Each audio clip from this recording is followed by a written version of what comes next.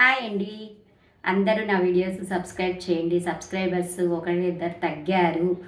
వాళ్ళెవరో నాకు తెలీదు. దయచేసి సబ్స్క్రైబ్ చేసుకోండి. ఈరోజు నేను మెయిన్ ఏంటంటే అండి, ఒక మంచి టాపిక్ మాట్లాడదాం అనుకుంటున్నా. ఏంటంటే దానాలండి.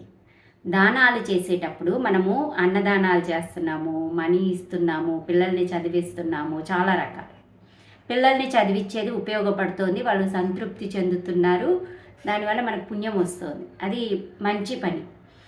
వస్తువులు ఇవ్వడం కానీ, లేకుంటే తిండి పెట్టడం కానీ అనేదండి ఈ రోజుల్లో ఇప్పుడు ఎవరికైనా అన్నదానం చేస్తున్నాం కదా, అక్కడ మీరు గమనించండి.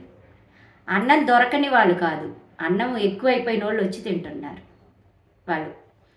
అది ఆ దానం వల్ల మనకు ఏం ఫలితం ఉంటుందో నాకైతే ఒక్కోసారి డౌట్ వస్తుందన్నమాట.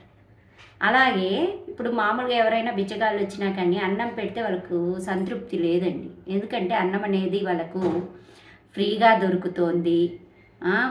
గవర్నమెంట్ పథకాలని ఇప్పుడు రేషన్ బియ్యం తినేవాళ్ళే లేరు. ఆ రేషన్ బియ్యం ఎందుకు ఇస్తుందో గవర్నమెంట్ నాకు తెలియదు. బిచ్చపోళ్ళు కూడా రేషన్ బియ్యం తినడంలా. దానాలు చేసేటప్పుడండి అది మనము కరెక్ట్గా రీచ్ అయ్యేటట్టు చేస్తేనే మనకు పుణ్యం. తీసుకున్న వాళ్ళు సంతృప్తి చెందాలి. అన్నం అనేది ప్యాకెట్లు పంచుతారు, వాళ్ళకు దొరకదా అండి అన్నము. వాళ్ళు దానివల్ల సంతృప్తి చెందరు. డబ్బులు ఇస్తే సంతృప్తి చెందుతారు. ఎవరైనా అండి, ఇప్పుడు మనకు చుట్టాలు ఉంటారు, మనకి ఏదైనా సహాయం చేస్తారు. మనం రిటర్న్గా ఏదైనా ఒక వస్తువు ఇస్తే వాళ్ళకి అది నచ్చవచ్చు, నచ్చకపోవచ్చు. దానివల్ల వాళ్ళకి సంతృప్తి ఉండదండి.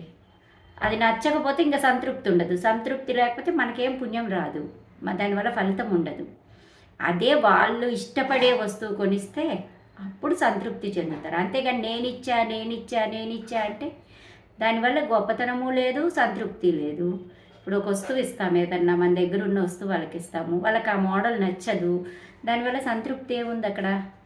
కాబట్టి దానాలు అనేవి పాత్ర నెరిగి చేయాలి. దానాన్ని పాత్ర నెరిగి చేయాలి. ఇది ముఖ్యమైన పాయింట్ అండి. ఓకేనా?